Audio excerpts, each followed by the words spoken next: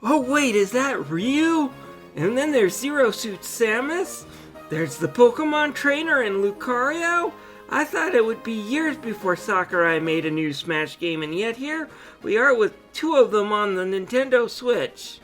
Oh, wait, never mind. It's just a really lackluster remake of a lackluster Pokemon game. Moving on. Oh, hell no.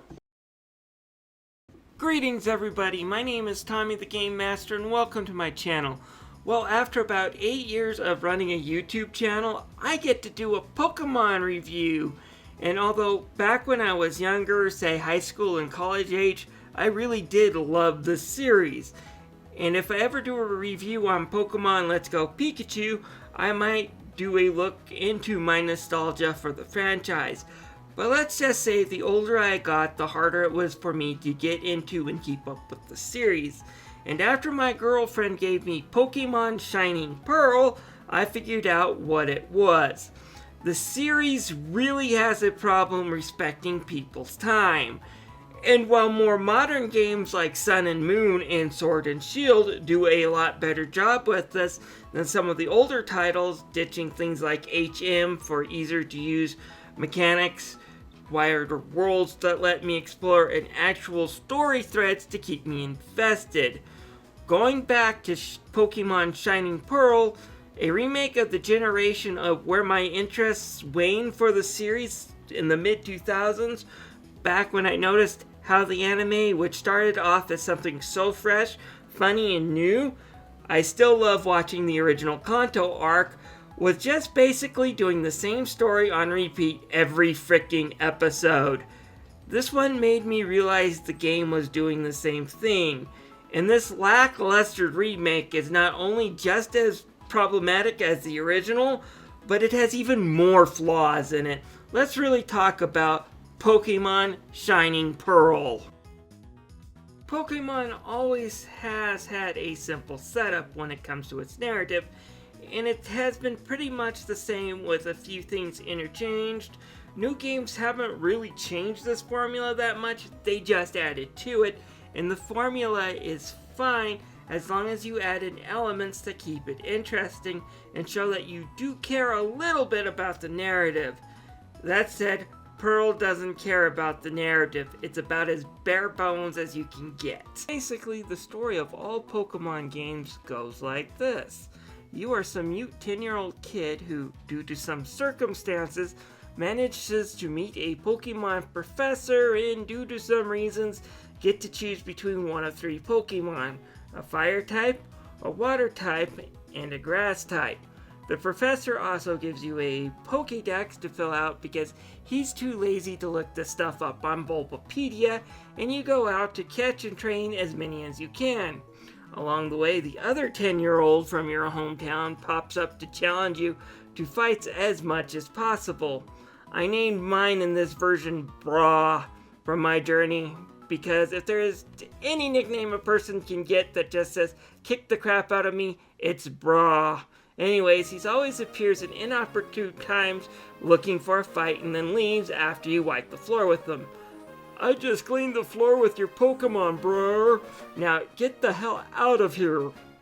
You also have 8 gems and badges to earn, so you can get into the Pokemon League and battle the Elite Four.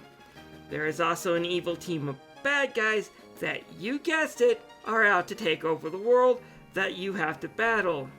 And yes, Pokemon Pearl does all of these things and does not do a damn thing new or interesting with them. The rival in this game is friendlier than Blue/Scary Oak was in the original game, but that doesn't mean he's not annoying when he shows up out of nowhere to fight.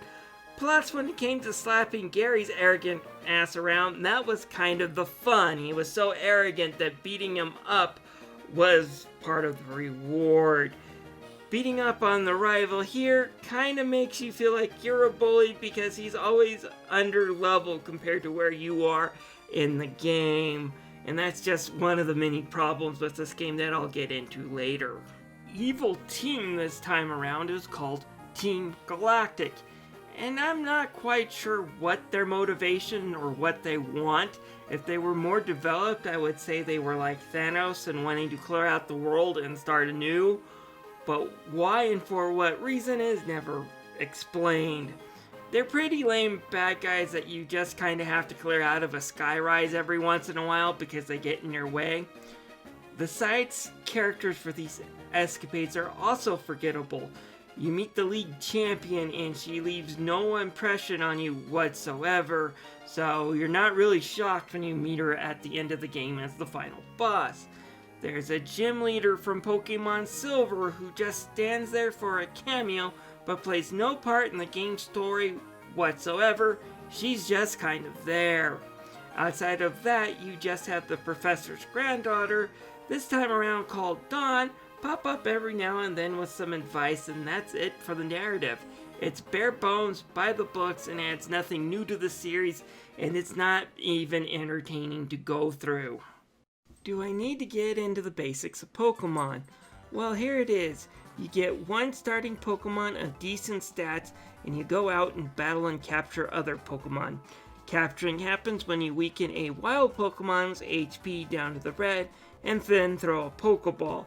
If you're lucky enough and the ball closes, then congrats, that Pokemon is yours to keep. You can have a party of 6 Pokemon, and then after that they go to the PCs, and thankfully, like a lot of the modern games, it's now easy to switch out Pokemon from the PC wherever you're at. You just open the menu and you can change your team lineup whenever you need to. I love this about the new Switch versions. Now each Pokemon has a type, and that type can make them strong or weak against another type of Pokemon move. Like water types are usually strong against fire, but will lose to grass and electric. You use a move of the type that the Pokemon belongs to, and it gets a 50% boost in power. So a water Pokemon with a water gun would be more powerful than, say, if you had a flying type that could somehow learn that move, for example. So having a good party of monsters with you with the correct movesets does involve some strategy and thinking. And then there is, of course, evolution that usually happens when a Pokemon gets to a certain level, but can also be triggered by things like trading, using certain stones, or by friendship, which means you must use a Pokemon in your party without it being KO'd for so long to evolve. Evolution can change the stats as well of what moves a Pokemon learns. To get good in the game does require a lot of study, which is one of the reasons why I stopped playing it so religiously.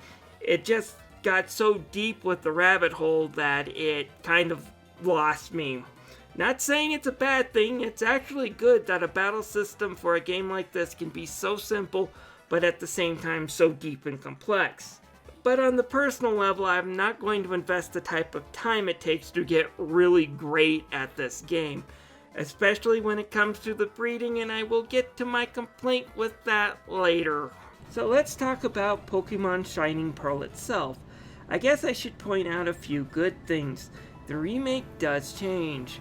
First, although we are going back to the TMs breaking, there are no HMs. You manage them by opening the smartwatch device that you get and selecting an ability to use. Then a friendly Bidoof will come along and actually do the move for you. It's so handy. The actual Poké-Etch, though, is kind of gimped and a pain to use because we're no longer dealing with a dual screen console. The Switch is kind of single screen, and using some of the features of the Poké-Etch is a bit of a pain. Still, I can forgive it because the HM moves are now so much easier and friendlier to use. So, what went wrong with the game exactly?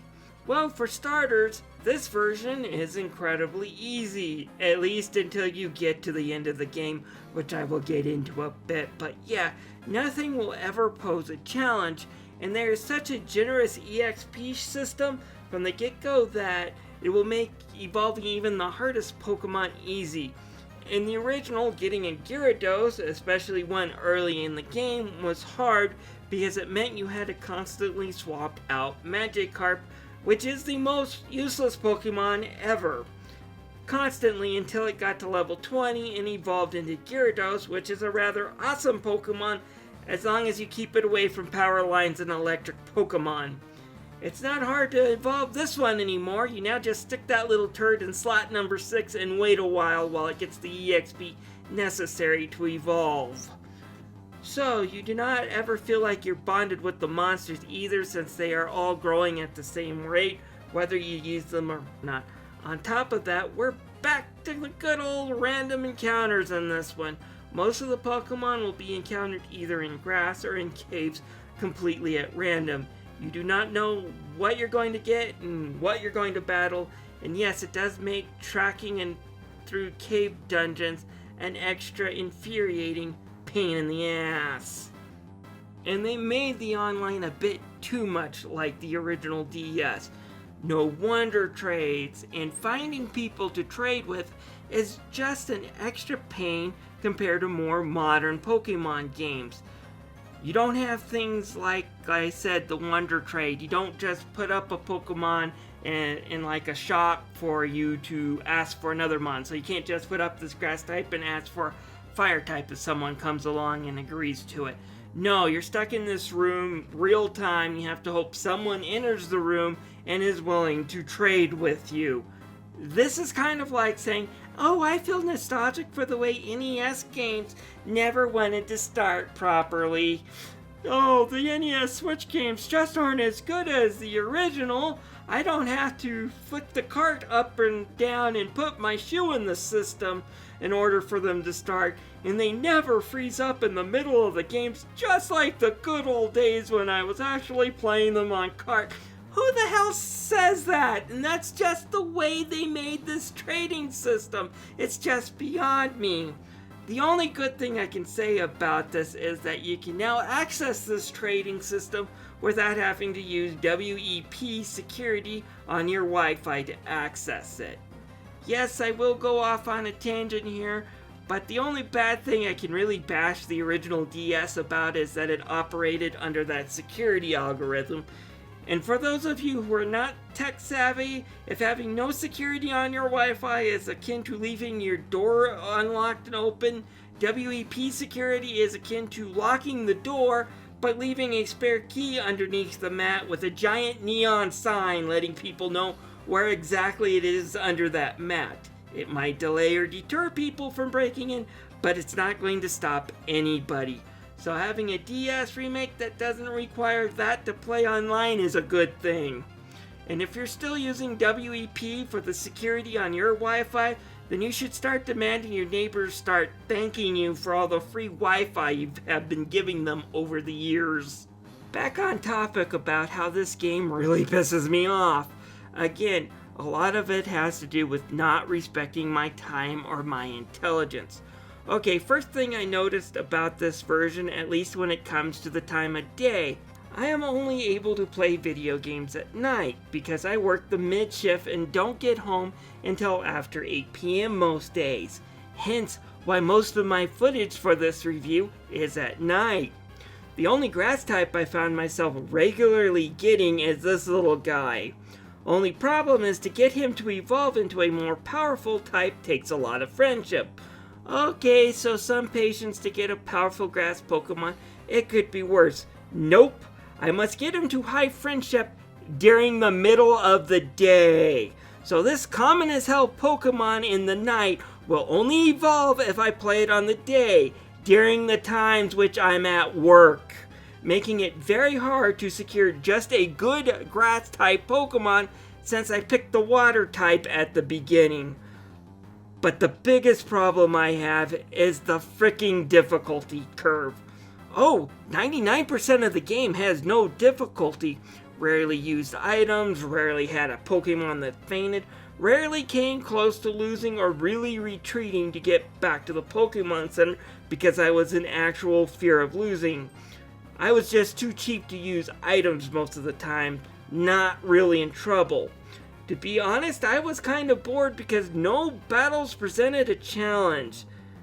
Then you get to the Elite Four, and the battles become next to fucking impossible. According to my girlfriend, the Elite Fours have IVs at the highest levels, something they did not have in the original DS versions. For those who don't know what these are, they're basically part of your Pokemon stat growth. The higher an IV is, the more points they gain when you level up. They can be improved a bit by using expensive medicines, but for the best IVs, you're going to have to use breeding. Most of the time, this IV stuff matters is used in the post-game stuff where it's supposed to get difficult. This is where they challenge the major players of the Pokemon games, and for competing against human trainers online, that's what these IVs are for. The people who play online love to talk about IVs, basically. Us people who just want to beat the Elite Four really don't concern ourselves with them. Which, that also brings up the biggest complaint about not viewing my time also, which is the breeding. Now, I do not mind getting the higher stat raises, new moves, or figuring out which is a good Pokemon in order to start breeding. These are all natural parts of any type of games where monster breeding is part of the action. What I do mind is after sticking them in the daycare and waiting to see if they can reproduce, rather than getting a baby Pokemon to start raising right away, I got to run around with a freaking egg for what seems like hours to get it to hatch. Then I get to start training a new Pokemon from level freaking 1 and see if I find out if the stats are right or not. To show how big a waste of time I'm talking about, everyone's favorite bug in Pokemon Sun and Moon was the fact there was this little pin area that was small enough for you to get around into normally, but not big enough to ride out while riding on the Tauros that you can obtain. So people rode their Tauros around in a circular fashion in order for their eggs to hatch real fast. This would not have been popular if the egg mechanic wasn't such a tedious waste of freaking time. Anyways, going back to the Elite Four, I found even trying to power through by blowing my entire wad on full restores and max revives and still getting my ass kicked by them. I found myself basically with two decisions to make. Either A, grind like crazy for hours and get to my Pokemon to super high levels so I can compete, or B, go back to the drawing board and start breeding. I decided to do C, which was fuck this bullshit. I'm not playing a game that has that broken of a difficulty curve that it doesn't value my time by challenging me at all until the end, where it unfairly beats me to a pulp without preparing me for it. And then its response is, better go grind or breed. No thanks on that bullshit. If you don't believe me, take a look at this. This was my last fight with Bra right before the Elite Four. The levels are about equal to the Elite Four, and I wiped the floor with him easily. And then the next guy, which is the first guy in the Elite Four, starts one-shotting my Pokemon. What the hell? This needs to be patched. Anyone who thought this was a good idea needs to be fired. The game needs to get harder gradually, and it needs to do it balanced. This whole super easy and then kick my ass at the end, that's not fun. That's a waste of my freaking time. Oh, and one more thing, I have to really rip you a new one with Game Freak. Yeah, I know it's not easy for you to manage the monster you've created over the years. There are like 900 Pokemon now, thousands of moves. Some of the moves differ from game to game. Even though they can have the same name, they can change types. And it's hard for you to keep track of them all, and I can understand why, for balancing issues, they can't all be in the same game anymore. That said, the customers would probably be far less likely to gripe if you didn't charge them real money for Pokemon Home to transfer them into different generations in the first place. But I understand why this needs to be, and I'm not going to roast you for that. With that said, Sword and Shield is for the Switch. Same console generation, same freaking hardware. Why is it impossible to trade or exchange Pokemon between the two versions? The original Gold and Silver back in the days of link cables had the ability to trade Pokemon. Sure, only certain Pokemon could be traded and moves would be forgotten between them, but it was possible.